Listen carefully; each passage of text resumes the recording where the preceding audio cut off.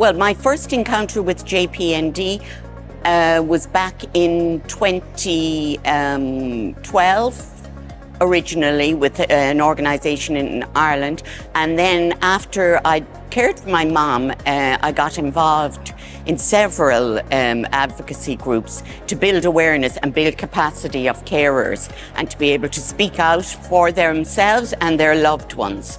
And I got involved just before COVID in my support study, which was 7 countries involved, and that was mainly done through Zoom, and it was funded by JPND, and that was bringing the conversation of end of life to training staff in care homes to bring this conversation up with the resident and their families.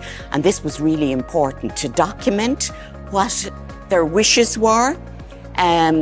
And this was something that I had experienced with Mom when it was too late when she got her diagnosis to put her affairs in order. And also she was denied palliative care because the perception at home was palliative care was for cancer patients only.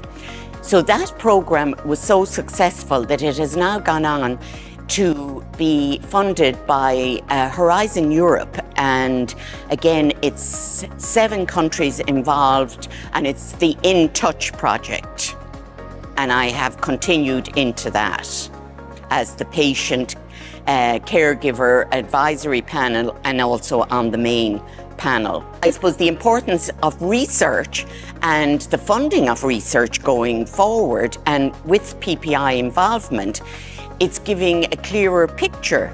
I think it's important that they have the researchers and scientists realize the value of having the voice at the table from the very beginning. And a lot of scientists and researchers seem to think that having the patient involved in a chemical trial is PPI, but that's not what we're talking about. We're advocating for the PPI, the public patient, to be involved from the start, from the conception of the idea, because by talking to us, the whole focus of the research and the importance of what you're researching may change by having that outside experience and the lived experience come to the table.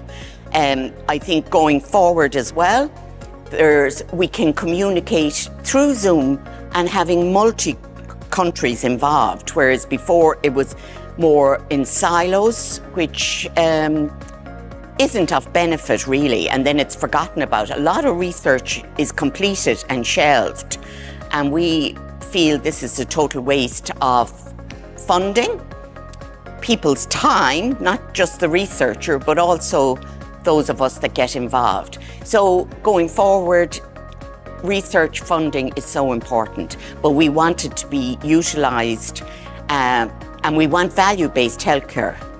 So we want value-based research as part of that.